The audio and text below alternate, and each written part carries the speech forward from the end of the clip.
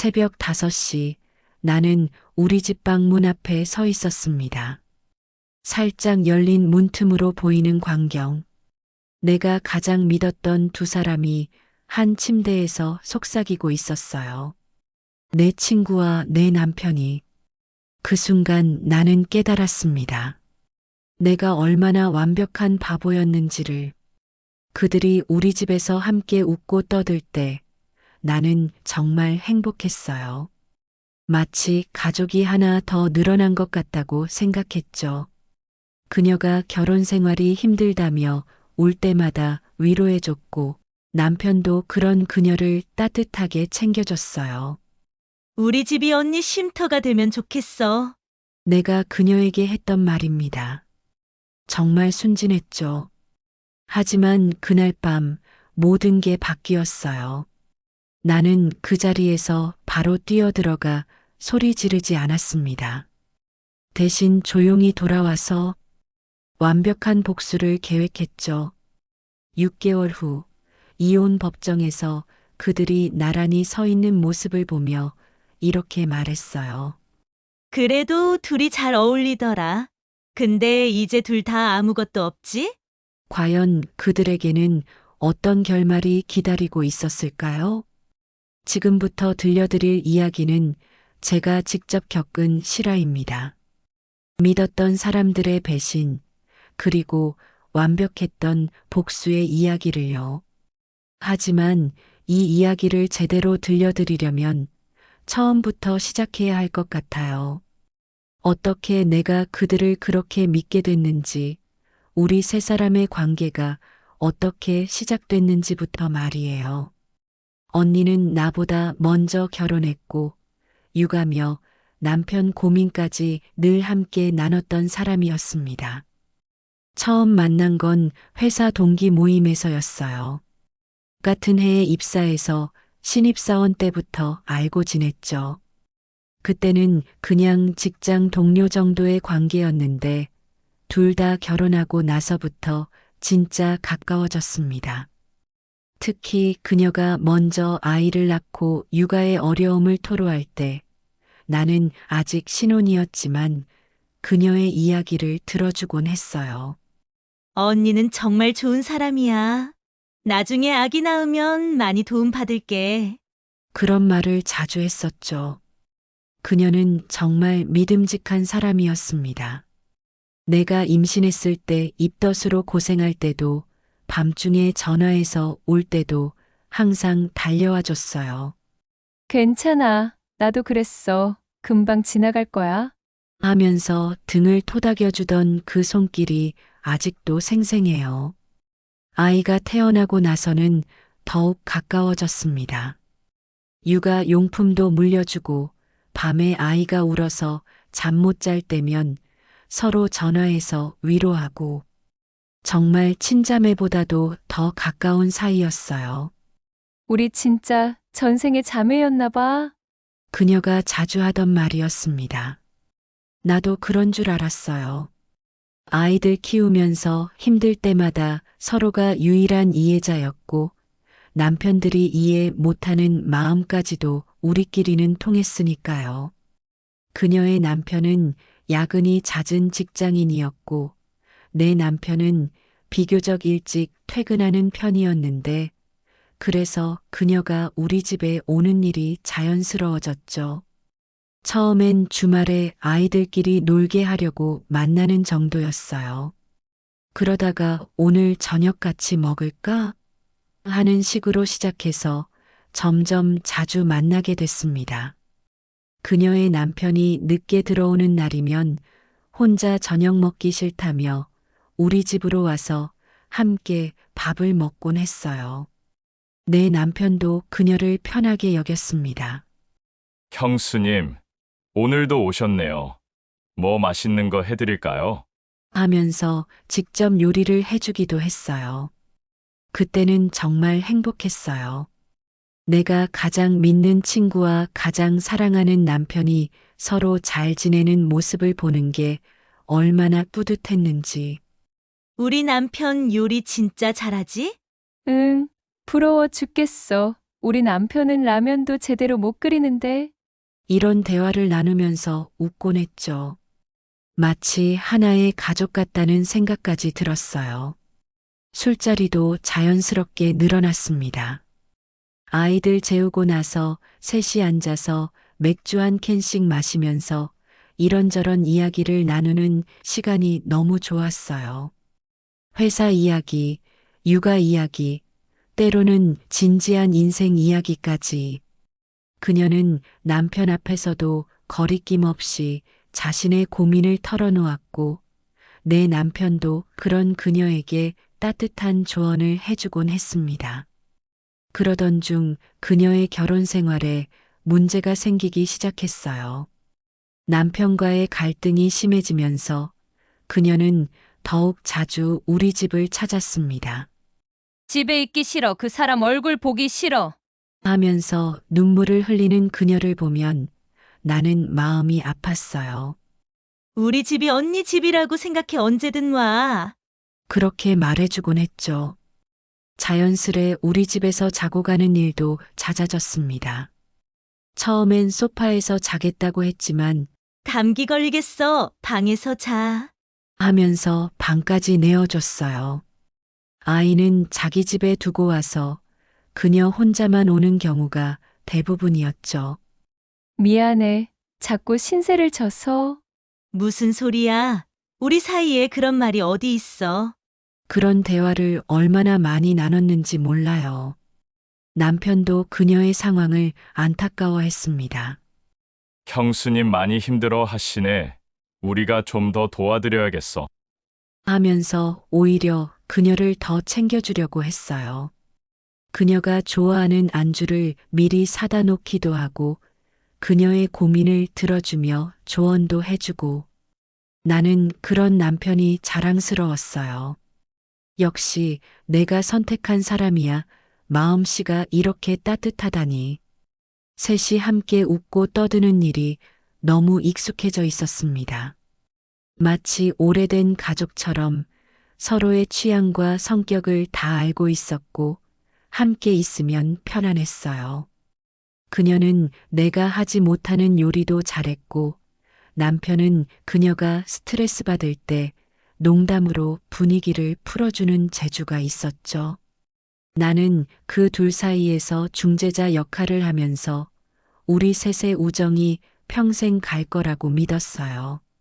너희 집은 정말 따뜻해. 여기 있으면 마음이 편해져? 그녀가 자주 하던 말이었어요. 나는 그 말이 좋았습니다. 내가 만든 가정이 누군가에게 위로가 된다는 사실이 뿌듯했거든요. 언니가 행복해지는 게 내 소원이야. 우리 집이 언니한테 쉼터가 되면 좋겠어. 진심으로 그렇게 생각했어요. 그 시절이 얼마나 행복했는지. 아이는 건강하게 자라고 있었고 남편과의 관계도 좋았고 믿을 수 있는 친구도 곁에 있었어요. 더 바랄 게 없다고 생각했습니다. 때로는 그녀의 남편이 일찍 들어와서 그녀를 데리러 올 때면 아, 벌써? 하면서 아쉬워하기도 했어요. 함께 있는 시간이 너무 즐거웠거든요. 이 상황이 전혀 불편하지 않았어요. 오히려 너무 자연스럽고 편안했습니다. 마치 우리 셋이 원래 그렇게 지내온 것처럼 아무런 의심 없이 그 일상을 받아들이고 있었죠. 지금 생각해보면 그때의 내가 너무 어리석었나 싶기도 하지만 그때는 정말 그게 전부였어요. 사랑하는 사람들과 함께하는 평범하고 행복한 일상이 그러던 어느 날이었습니다. 평소와 다를 것 없는 금요일 저녁이었어요. 그녀가 또다시 남편과 싸웠다며 우리 집으로 왔습니다. 오늘은 정말 집에 들어가기 싫어. 그 사람이 너무 화가 나서 말도 하기 싫어. 눈이 빨갛게 부어있는 그녀를 보니 마음이 아팠어요. 또 뭔 일이야? 우선 들어와서 진정하고 이야기해. 그날따라 그녀는 유독 많이 마셨습니다. 평소에는 맥주 한두 캔 정도만 마셨는데 그날은 소주까지 꺼내더니 연신 잔을 기울였어요. 언니, 너무 많이 마시는 거 아니야? 괜찮아. 오늘만은 취하고 싶어. 모든 걸 잊고 싶어. 그러면서 눈물까지 흘리는 그녀를 보니 나도 남편도 더 이상 말릴 수가 없었어요. 셋이 함께 술을 마시며 이런저런 이야기를 나눴습니다. 그녀의 결혼 생활 이야기부터 시작해서 우리의 추억들, 앞으로의 계획들까지 평소보다 더 진솔한 대화들이 오갔어요. 너희들 보면 정말 부러워. 이렇게 화목한 가정이 어디 있어? 그녀가 우리를 바라보며 한 말이었습니다. 그때 남편이 형수님도 분명 좋은 날이 올 거예요. 너무 힘들어하지 마세요. 라고 위로해줬어요. 시간이 흘러 밤 12시가 넘어갔습니다. 아이는 이미 잠들어 있었고 우리 셋만 거실에 남아 있었어요. 그녀는 이미 많이 취한 상태였고 소파에 기대어 앉아 중얼거리고 있었습니다. 정말 고마워. 너희가 없었으면 어떻게 살았을까? 그런 말들을 하면서요. 나도 남편도 꽤 취했지만 그녀보다는 정신이 있는 상태였어요. 이제 들어가서 자자. 내일 토요일이니까 천천히 쉬고. 내가 먼저 일어나며 말했습니다. 남편도 그녀를 부축해서 방으로 데려다 주려고 했어요. 형수님, 안녕히 주무세요. 물 한 잔 갖다 드릴까요? 고마워. 정말 고마워. 그녀는 비틀거리며 방으로 들어갔고 우리는 정리를 마치고 안방으로 들어갔습니다. 침대에 누워서도 한동안 잠이 오지 않았어요. 그녀의 상황이 너무 안타까웠거든요. 저렇게 힘들어하는데 내가 더 뭔가 해줄 수는 없을까? 그런 생각들을 하면서 뒤척이다가 새벽 3시쯤 되어서야 잠이 들었습니다. 그런데 새벽 5시쯤 갑자기 잠이 깼어요. 무엇 때문인지 모르겠지만 갑자기 잠에서 확 깨버린 거예요. 옆을 보니 남편이 없었습니다. 화장실에 간 건가 싶어서 조금 기다려봤는데 10분이 지나도 돌아오지 않더라고요. 이상하다 싶어서 일어났습니다. 화장실 불은 꺼져 있었어요. 그럼 어디 간 걸까? 혹시 아이 방에 갔나 싶어서 확인해 봤는데 아이는 혼자 잘 자고 있었습니다. 그제서야 거실로 나가봤어요. 혹시 잠이 안 와서 거실에서 TV라도 보고 있나 싶어서요. 거실은 조용했습니다. TV도 꺼져 있었고 아무도 없었어요. 그럼 대체 어디에?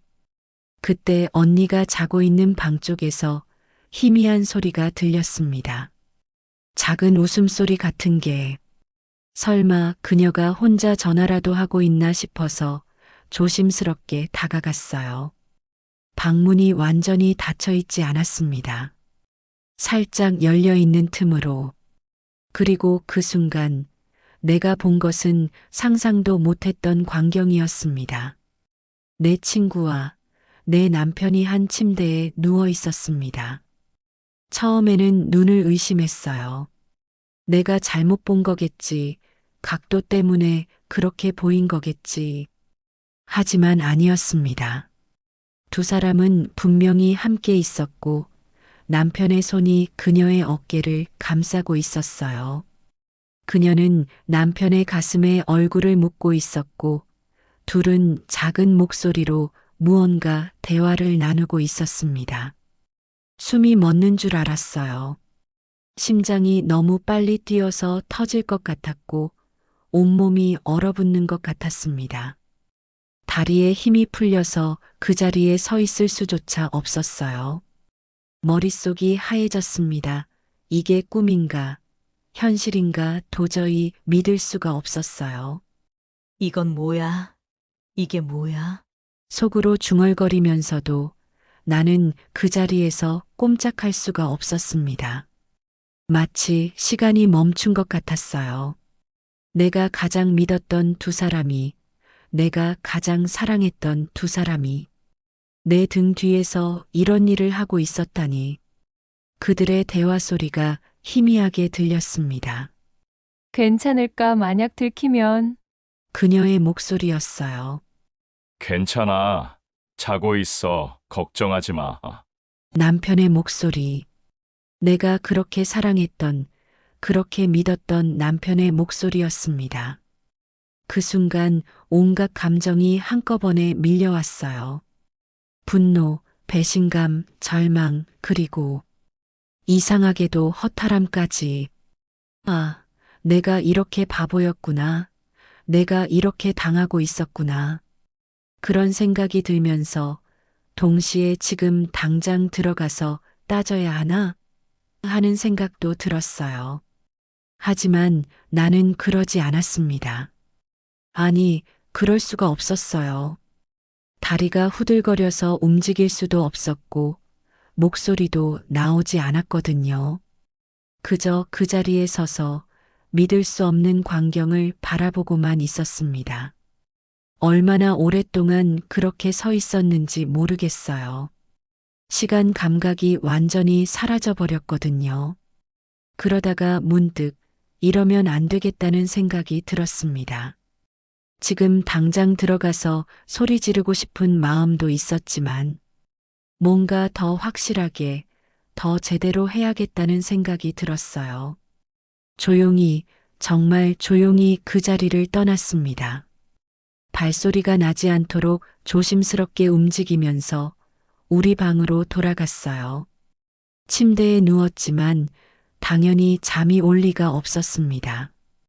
온몸이 떨리고 있었고 마음은 완전히 혼란스러웠어요. 이게 처음일까? 아니면 이미 오래전부터? 온갖 생각들이 머릿속을 스쳐 지나갔습니다. 그동안의 모든 상황들이 다시 떠올랐어요. 그녀가 자주 우리 집에 온 것, 남편이 그녀를 챙겨준 것, 셋이 함께 있을 때의 분위기, 모든 게 다르게 보이기 시작했습니다. 내가 너무 순진했나? 아니면 진짜 눈치가 없었나? 자책하는 마음도 들었지만 동시에 이건 내 잘못이 아니야. 저 사람들이 나를 속인 거야라는 생각도 들었어요. 분노와 절망이 계속 교차하면서 정말 미칠 것 같았습니다. 새벽 6시쯤 남편이 조용히 안방으로 들어왔어요. 나는 눈을 감고 자는 척 했습니다. 남편은 아무 일도 없었다는 듯이 내 옆에 누웠고 곧 잠든 것 같은 숨소리를 냈어요. 그 숨소리를 들으면서 나는 정말 화가 났습니다. 어떻게 저렇게 태어날 수 있지? 어떻게 저렇게 평온하게 잠들 수 있지? 그날 아침 그녀는 평소처럼 일어나서 어젯밤에 너무 많이 마신 것 같아 고마웠어. 라고 말하며 집으로 돌아갔습니다. 남편도 평소와 다름없이 형수님 조심히 가세요. 다음에 또 와요. 인사했어요. 나는 그 모든 상황을 지켜보면서 이들이 얼마나 완벽하게 연기를 하고 있는지 실감했습니다. 그리고 그날부터 시작했죠. 내 복수가. 아무 일도 없었던 척 조용히 방으로 돌아갔나. 하지만 그 순간부터 내 마음속에는 분명한 계획이 세워지고 있었습니다. 이들이 나를 이렇게 우롱했다면 나도 가만히 있을 수는 없었어요. 다만 감정적으로 덤벼들기보다는 더 치밀하게, 더 확실하게 해야겠다고 생각했습니다. 먼저 증거를 모아야 했어요. 내가 본 것만으로는 부족했습니다. 더 확실한 증거가 필요했고 법적으로도 문제없이 처리할 수 있는 증거를 확보해야 했어요. 그래서 며칠 동안은 평소처럼 행동하면서 남편의 행동을 유심히 관찰하기 시작했습니다. 남편의 휴대폰 패턴부터 파악했어요. 언제 누구와 연락하는지, 평소와 다른 행동은 없는지. 다행히 남편은 휴대폰 잠금을 걸어두지 않는 타입이었거든요.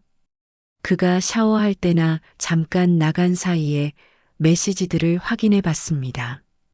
처음에는 특별한 게 없어 보였어요.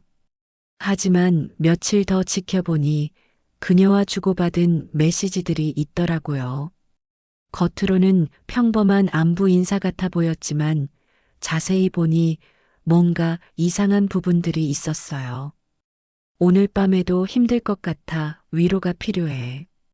언제든 연락해 내가 있잖아. 이런 메시지들. 그리고 결정적인 증거를 발견했습니다.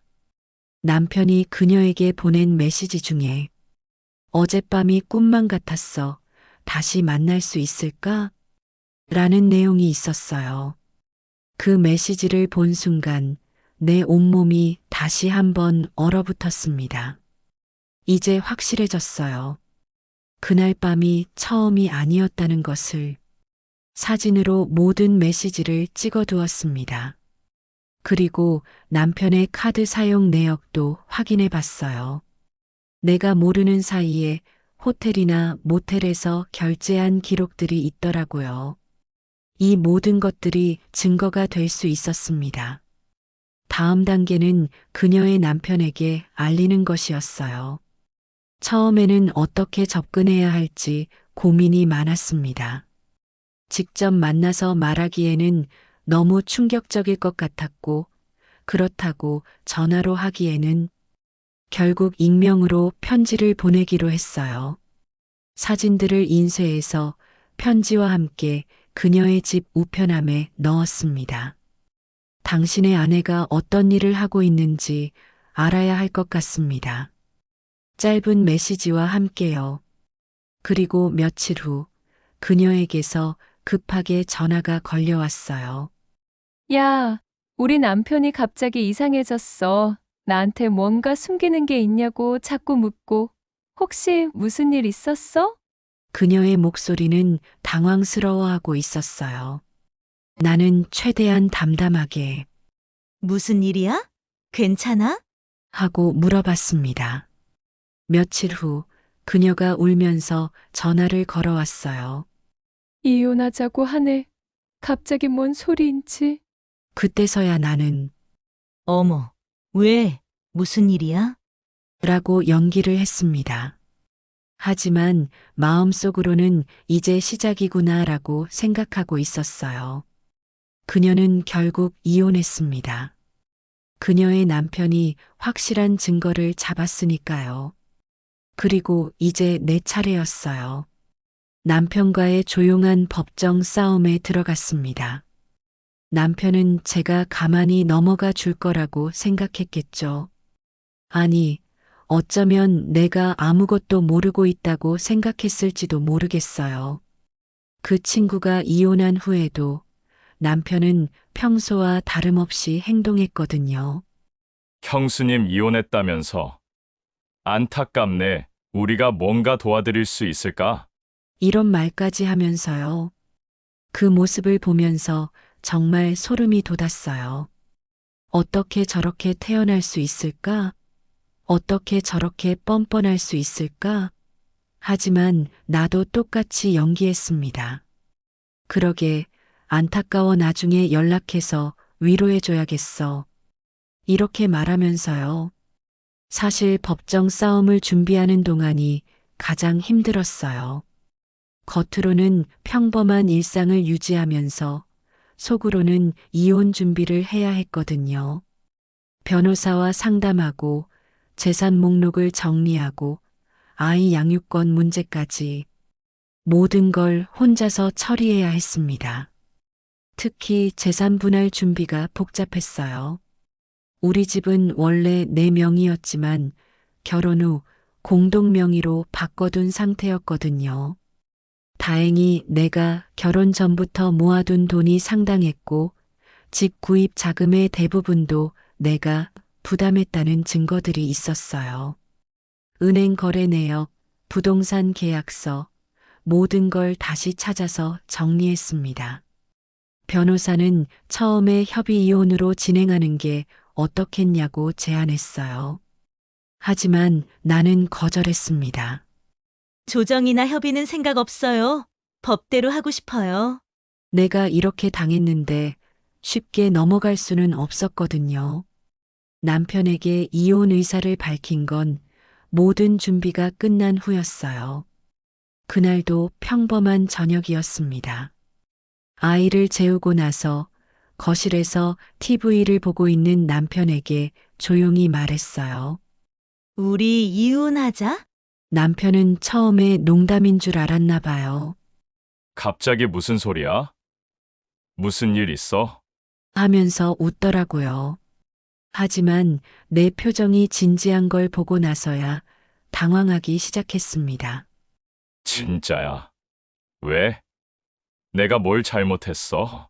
그때 나는 그동안 모아둔 증거들을 테이블 위에 올려놓았어요. 휴대폰 메시지 사진들, 카드 사용 내역, 호텔 영수증들. 이게 뭔지 설명해 줄래? 남편의 얼굴이 새하얗게 변하는 걸 봤습니다. 이건 어떻게? 남편은 완전히 당황해서 말을 제대로 잇지 못했어요. 언제부터 알고 있었어? 그가 물었을 때 나는 차분하게 대답했습니다. 그날 밤부터 너희가 방에서 함께 있던 걸 봤어. 그 순간 남편의 표정이 정말 형용할 수 없었어요. 죄책감, 당황함, 그리고 이상하게도 안도감까지 섞여 있는 것 같았습니다. 아마 더 이상 숨기지 않아도 된다는 생각이었을까요? 미안해, 정말 미안해. 나도 모르게 그렇게 됐어. 용서해줘. 남편이 무릎을 꿇으며 빌었어요. 하지만 나는 이미 마음을 정한 상태였습니다. 미안하다고? 한 번이었다면 모를까 이게 언제부터였는지. 내가 다 알고 있어. 남편은 그제서야 모든 걸 털어놓기 시작했어요. 그녀와의 관계가 언제부터 시작됐는지, 어떻게 이런 일이 벌어졌는지. 듣고 있자니 정말 화가 났습니다. 그들이 나를 속이면서도 평연하게 내 앞에서 연기했던 시간들이 얼마나 많았는지. 그럼 그동안 나는 뭐였어? 바보였어? 내가 물었을 때 남편은 대답하지 못했어요. 너를 사랑해, 지금도 사랑해. 그냥 한순간의 실수였어. 하지만 그 말이 더 화나게 만들었습니다. 한순간의 실수가 몇 달간 계속될 수 있나요? 이제 와서 사랑한다고? 그럼 그녀와 있을 때는 뭐였어? 그것도 사랑이었어? 나는 더 이상 참을 수가 없었어요. 그만해. 이미 변호사도 선임했고 모든 준비 끝났어. 법정에서 보자. 그 후 몇 주 동안은 정말 지옥 같았어요. 남편은 계속 사과하고 용서를 빌었지만 나는 마음을 바꿀 생각이 없었습니다. 더군다나 그 언니도 자신의 이혼이 확정된 후 남편에게 연락하기 시작했더라고요. 이제 우리가 함께 할 수 있겠네? 라는 식으로요. 하지만 재미있게도 남편의 반응은 예상과 달랐어요. 그녀가 연락을 해도 피하더라고요. 아마 현실을 마주하고 나니 부담스러웠나 봅니다. 남의 가정을 파괴하면서까지 만나던 사이였는데 정작 진짜 자유의 몸이 되고 나니 무서워진 거죠. 법정 과정은 생각보다 오래 걸렸어요. 남편 측에서 재산 분할과 양육권에 대해 계속 이의를 제기했거든요. 하지만 나는 이미 모든 준비를 완벽하게 해둔 상태였습니다. 집은 다시 내 단독 명의로 돌렸고 아이 양육권도 내가 가져갔어요. 남편의 외도 증거가 명확했으니까요. 가장 힘들었던 건 아이에게 설명하는 일이었어요. 아빠랑 엄마가 이제 따로 살기로 했어. 말했을 때 아이의 표정을 잊을 수가 없어요. 왜요? 왜 아빠랑 같이 안 살아요? 아이가 묻더라고요. 그때 정말 마음이 찢어지는 것 같았습니다. 아빠랑 엄마는 다른 데서 살기로 했어. 하지만 아빠는 여전히 너를 사랑해. 그건 변하지 않을 거야. 최대한 아이가 상처받지 않도록 설명하려고 했지만 쉽지 않았어요. 다행히 아이가 생각보다 잘 받아들여서, 아니, 어쩌면 아이도 뭔가 느끼고 있었을지도 모르겠어요. 드디어 이혼 서류에 도장을 찍는 날이 왔습니다. 법원에서 만난 남편은 많이 초라해져 있었어요. 살도 빠지고 얼굴도 많이 상해 있더라고요. 그리고 놀랍게도 그 언니도 함께 있었습니다. 둘이 나란히 서서 어색하게 웃고 있더군요. 그 모습이 참 가소로웠습니다. 내 가정을 파괴해 놓고는 이제 와서 어색해하다니. 그들이 원하던 게 바로 이거 아니었나요? 자유롭게 만날 수 있는 상황 말이에요. 서류에 도장을 찍고 나서 나는 그들에게 마지막 인사를 했어요. 그래도 둘이 잘 어울리더라. 근데 이제 둘 다 아무것도 없지? 그 한마디 남기고 저는 법원을 나왔습니다. 정말로 그들은 이제 아무것도 남은 게 없었어요. 그녀는 이혼하면서 재산의 대부분을 남편에게 뜯겼고 아이 양육권도 못 가져왔거든요. 남편도 마찬가지였죠. 집도 아이도 안정적인 생활도 모든 걸 잃었으니까요. 그 후로 남편과 그 친구가 어떻게 됐는지 궁금하긴 했어요. 그래서 가끔 공통 지인들을 통해 소식을 들었는데 정말 예상대로였습니다. 둘이 잠깐 함께 살아보려고 했지만 얼마 못 가서 헤어졌더라고요. 아마 현실이 생각보다 힘들었을 거예요. 둘 다 이혼하느라 경제적으로 타격을 받았고 아이들 문제도 있었고 무엇보다 서로에 대한 환상이 깨졌을 거예요. 남의 가정을 파괴하면서까지 만나던 자극적인 관계와 실제로 함께 살아가는 평범한 일상은 완전히 다른 거니까요. 결국 서로를 차단하고 끝났다고 들었습니다. 그녀는 고향으로 내려갔고 남편은 원룸에서 혼자 살고 있다더라고요. 가끔 아이를 보러 오긴 하지만 예전처럼 자주는 아니에요. 아이도 아빠에 대해 별로 좋지 않은 감정을 갖고 있어서 지금 저는 아이와 조용히 단단하게 살아갑니다. 처음에는 혼자 아이를 키우는 게 쉽지 않았어요.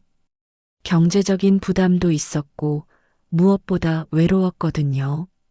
하지만 시간이 지나면서 이 생활에 적응하게 됐습니다. 아이는 생각보다 잘 자라고 있어요. 처음에는 아빠가 없는 걸 많이 아쉬워했지만 지금은 엄마랑 둘이 사는 게 더 좋아. 라고 말해요. 아이가 이렇게 말할 때면 내가 올바른 선택을 했구나 싶어서 뿌듯합니다. 새로운 사람들도 만나게 됐어요. 같은 상황의 싱글맘들과 모임도 갖고 직장에서도 새로운 인간관계를 만들어가고 있어요. 예전처럼 누군가를 무조건적으로 믿지는 않지만 그렇다고 사람들을 경계하며 살지도 않아요. 적당한 거리를 유지하면서 건강한 관계를 만들어가고 있습니다. 다시는 내 사람을 그렇게 함부로 믿지는 않을 거예요. 사람은 언제든 변할 수 있고 가장 가까운 사람이 가장 큰 상처를 줄 수도 있다는 걸 깨달았거든요. 하지만 그렇다고 해서 모든 사람을 의심하며 살 수는 없죠. 다만 조금 더 현명하게, 조금 더 조심스럽게 사람들과 관계를 맺을 뿐이에요. 가끔 그때를 돌이켜보면 정말 드라마 같은 일이었다는 생각이 들어요. 만약 그날 밤 잠에서 깨지 않았다면, 만약 그들의 관계를 계속 모르고 살았다면 어떻게 됐을까요? 하지만 이미 일어난 일이고 나는 그 상황을 나름대로 잘 처리했다고 생각해요. 무엇보다 무너졌던 저 자신이 다시 일어났고 그보다 더 강해졌다는 건 분명합니다. 예전의 나라면 그런 상황에서 무너져 버렸을지도 모르겠어요. 하지만 나는 끝까지 침착하게 대처했고 내가 원하는 결과를 얻어냈습니다. 지금 생각해보면 그들이 나에게 준 상처는 정말 컸지만 동시에 나를 더 강하게 만들어준 계기이기도 했어요. 나는 이제 누구에게도 의존하지 않고 살아갈 수 있는 사람이 됐거든요. 경제적으로도 정신적으로도 완전히 독립적인 사람으로 말이죠. 아이에게도 좋은 본보기가 되고 있다고 생각해요. 엄마는 정말 강해. 라고 아이가 말할 때면 내가 올바른 길을 걷고 있다는 확신이 들어요. 아이가 커서도 이런 엄마를 자랑스러워 했으면 좋겠어요. 그리고 무엇보다 나는 이제 진짜 행복합니다. 예전에는 다른 사람들 눈치를 보면서 다른 사람들이 만족해야 내가 행복하다고 생각했어요. 하지만 지금은 나 자신이 만족하면 그걸로 충분해요. 아이와 함께 웃으며 하루를 마무리할 수 있다면 그게 바로 행복인 거죠. 앞으로도 이런 식으로 살아갈 거예요. 조용하지만 단단하게 아이와 함께 우리만의 행복을 만들어가면서요. 그리고 혹시나 나와 비슷한 상황에 처한 사람이 있다면 이 이야기가 조금이나마 도움이 됐으면 좋겠어요. 무너져도 다시 일어날 수 있고 더 강해질 수 있다는 걸 보여주고 싶어서요. 여기까지 제 이야기를 들어주셔서 정말 고맙습니다. 이 이야기가 누군가에게는 위로가 되고 누군가에게는 경고가 될 수 있을 거라고 생각해요. 사실 이런 개인적인 경험담을 공유하는 게 쉽지 않았는데 혹시나 저와 비슷한 상황에 계신 분들이 있을까봐 용기를 내서 들려드렸습니다. 세상에는 정말 다양한 사람들의 이야기가 있어요. 누군가는 행복한 이야기를, 누군가는 슬픈 이야기를, 그리고 누군가는 저처럼 배신과 극복의 이야기를 갖고 있죠. 여러분들도 어떤 이야기를 갖고 계신가요? 혹시 저와 비슷한 경험이 있으시거나 아니면 전혀 다른 인생의 터닝 포인트가 있었다면 댓글로 나눠주시면 정말 감사하겠어요. 물론 너무 개인적인 내용이라면 굳이 자세히 적지 않으셔도 돼요. 그냥 나도 비슷한 일이 있었다 정도만이라도요. 저는 앞으로도 이런 솔직한 이야기들을 계속 들려드릴 예정이에요. 때로는 제 경험담을, 때로는 주변에서 들은 이야기들을, 모두 실화를 바탕으로 한 진짜 사람들의 이야기들이 될 거예요. 만약 오늘 이야기가 도움이 되셨다면 구독과 좋아요 꼭 눌러주시면 정말 큰 힘이 됩니다. 그리고 주변에 이런 이야기가 필요한 분이 계시다면 공유도 부탁드려요. 오늘도 수고 많으셨고 각자의 자리에서 최선을 다하며 살아가는 모든 분들을 응원합니다. 다음 이야기에서 또 만나요.